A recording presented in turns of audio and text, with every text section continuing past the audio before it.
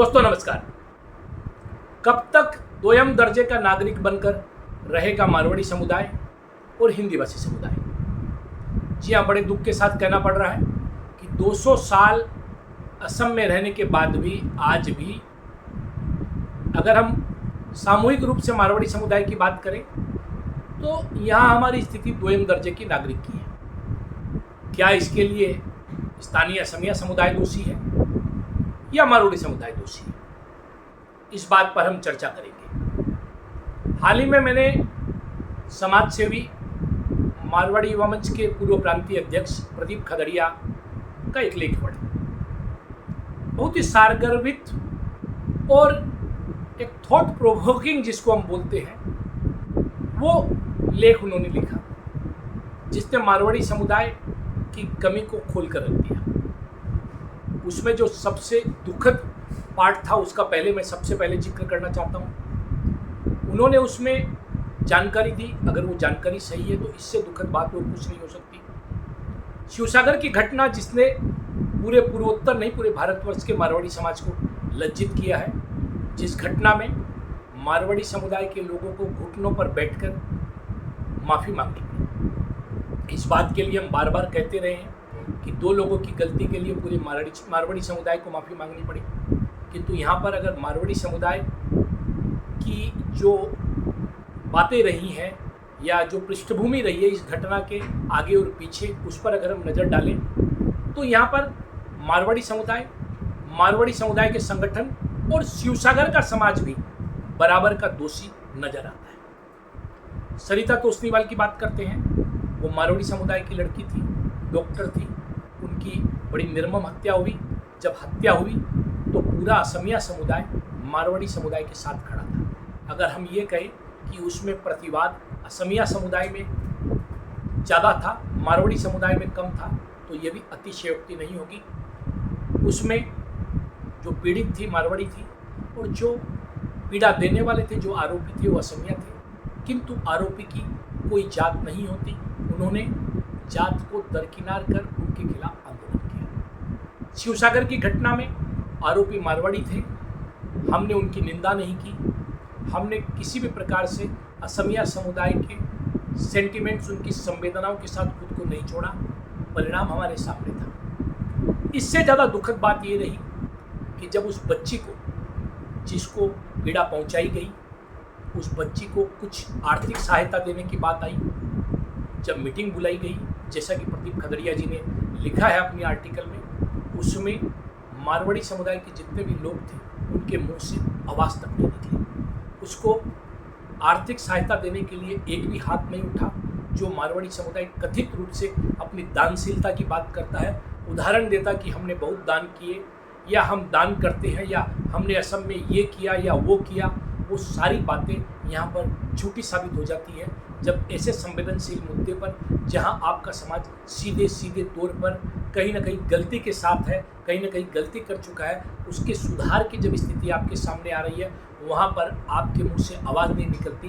1 रुपये का दान या 1 रुपये की सहायता आप नहीं करते। इसका साफ मतलब क्या है? इसका साफ मतलब है कि मारवाड़ी समुदाय यहाँ पर जो चंदा देता है, यहाँ पर जो दान के कार्य करता है, यहाँ पर जो सेवा के कार्य करता है, वो सिर्फ दिखावा है, वह सिर्फ आडंबर है और वह सिर्फ डर कर करता है। वहाँ उसकी कोई सदाशयता नहीं है। वह चाहता ही नहीं है कि हम यहाँ असमिया समुदाय के साथ मिलकर रहें या उनके साथ आगे बढ़ें। असमिया समुदाय की गलती हम निकालते रहते हैं या कहते रहते हैं, किंतु जब असमिया समुदाय की बात आती है तो ज्योति प्रसाद अग्रवाला और उनके परिवार की बात तो आप छोड़ ही दीजिए। इसके बाद भी जिन लोगों ने असमिया समुदाय के साथ जो है मिलकर काम किया है, यहाँ की भाषा, कला, कृष्टि, संस्कृति के विकास में अपना योगदान दिया है, असमिया समुदाय ने उन सभी लोगों को अपनाया है। उनकी जाति चाहे बंगाली रही हो, हिंदी भाषी रही हो, बिहार उत्तर प्रदेश के लोग रहे हो या मारवाड़ी समुदाय के लोग रहे हो, इस क्षेत्र में सबसे ज़्यादा मारवाड़ी समुदाय के लोग हैं। बहुत मान सम्मान उनको मिला है, चाहे छगनलाल जैन हो, चाहे राम निरंजन गोयनका हो, अभी किशोर जैन हो, निर्मल साहेवाला हो, भगवती प्रसाद लड़िया हो या उनका पुत्र घनश्याम लड़िया हो, गोपाल जालान हो, धर्मचंद जैन हो, ऐसे बहुत से नाम हैं जिन लोगों को बहुत ही मान सम्मान जो है प्राप्त है।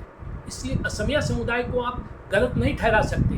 अगर आपके प्रति यह व्यवहार हो रहा है तो इसमें मारवाड़ी समुदाय की वह जो नीति है, मारवाड़ी समुदाय की जो बातें हैं, जो असमिया समुदाय के साथ घुलने मिलने नहीं देती या हम उनके साथ मन से खड़े नहीं हो पाते, वो सारी बातें हैं। यहाँ पर और कुछ बात खगड़िया जी ने उठाई, जैसे कि नेतृत्व कैसा हो। हमारे यहाँ सबसे बड़ी समस्या ये है कि हम केवल पैसों को महत्व देते हैं। किसी के पास पैसे हैं, वो कहता है ये 2 पैसे खर्चा करेगा, इसे अध्यक्ष बना दो, इसे मंत्री बना दो। आपके समाज में पैसों की कमी नहीं है, और मैंने देखा है पैसों के अभाव में कोई कार्यक्रम रुकते भी नहीं है।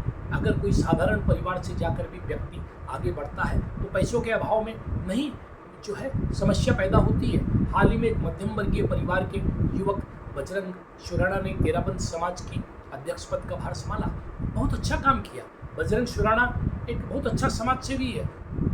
खून जो है उसको दान कराने में, डोनेट करने में, आई डोनेट करने में, लिम्स डोनेट कराने में बहुत बड़ा योगदान देता है। इसके अलावा भी बहुत से काम करते हैं।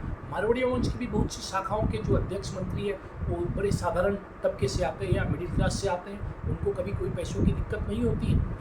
किंतु कई जगह पर हम इस प्रकार की भूल कर जाते हैं। कई बार हम ऐसी भी भूल कर जाते हैं कि जिन लोगों के नाम कहीं ना कहीं आर्थिक रूप से किसी समस्या में या किसी घोटाले में जड़ित है, ऐसे लोगों को भी हम सामने ले आते हैं। उनको मान सम्मान देने की बात हो जाती है। जिन पर आपराधिक मामले हैं उनको भी हम सामने ले आते हैं, समाज सेवी बना देते हैं। इस प्रकार की हरकतें या इस प्रकार की बातें भी समाज में जो है, और बृहत्तर जो असमिया समाज है उसमें एक बुरा मैसेज, एक गलत मैसेज हमारे समाज का भेजती है। एक और बात जो खगड़िया जी ने उसमें उठाई कि आपका नेतृत्व कैसा हो, आपका नेतृत्व ऐसा हो जिसकी छवि अच्छी हो, जो कम से कम यहाँ की स्थानीय भाषा में कम्युनिकेट कर सके, यहाँ के लोगों के साथ एक संवाद स्थापित कर सके, उनसे बातचीत कर सके, जिसमें दूरदर्शिता हो, समाज को साथ में लेकर चलने की बात हो, वो केवल अपना गुट न बनाता हो।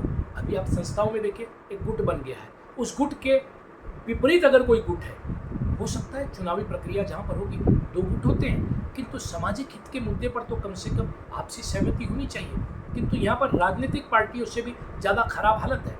आप देखिए जिस प्रकार से एक गुट दूसरे गुट का जो है चरित्र हनन करता है, सोशल मीडिया पर करता है, वो बड़ी शर्मिंदगी की बात है। महिलाओं तक को नहीं बख्शा जाता। इस प्रकार की जो स्थितियाँ हैं, ऐसी स्थितियों में कैसे आपका समाज आगे बढ़ेगा?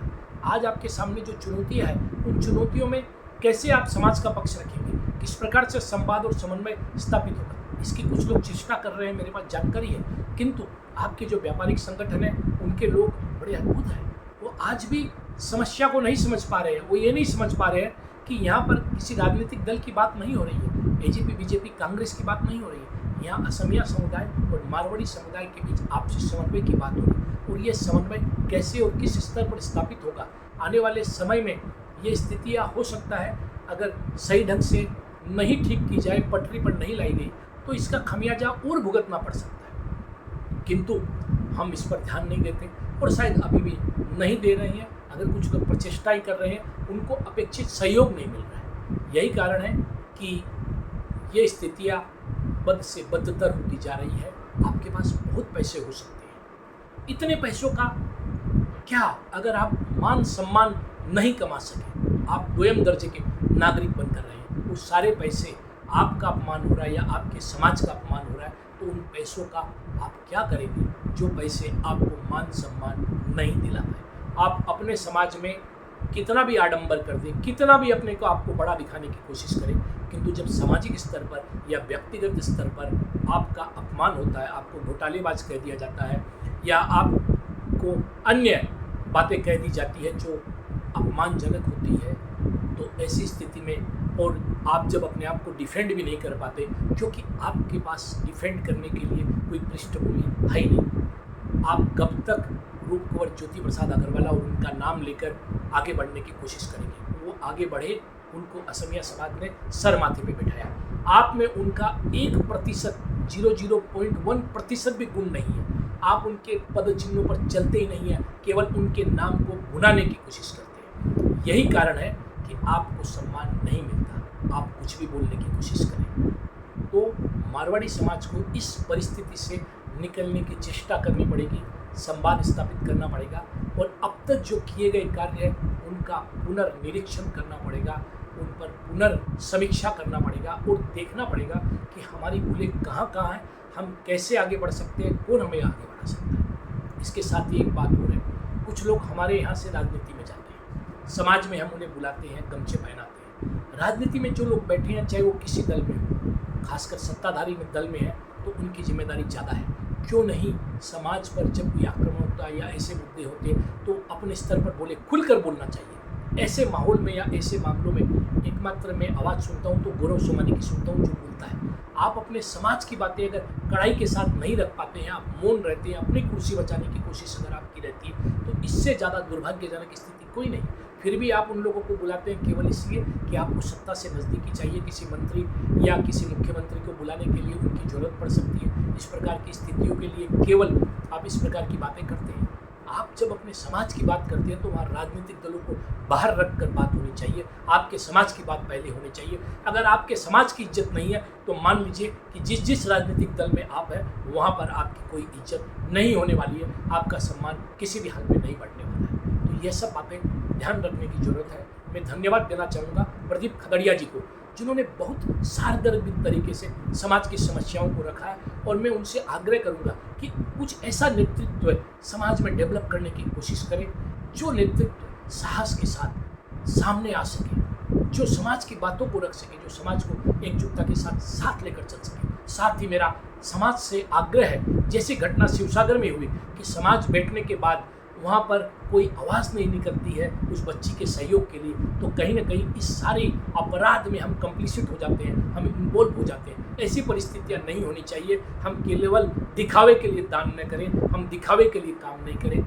हम जो काम करते हैं उसमें आंतरिकता होनी चाहिए, और इसी आंतरिकता का अभाव हमारे संगठनों में, संगठनों की कार्यप्रणाली में और कहीं ना कहीं समाज में दिखाई देता है। इस जो आडंबर है, ये जो दिखावा है, इसे दूर कर सही मायनों में यहाँ के स्थानीय समाज से जुड़ने, उनकी समस्याओं को अपनाने और उनकी समस्याओं में उनके साथ खड़े होने की जरूरत है। तभी आप दोयम दर्जे की नागरिकता से बाहर निकलेंगे और आपका मान सम्मान होगा।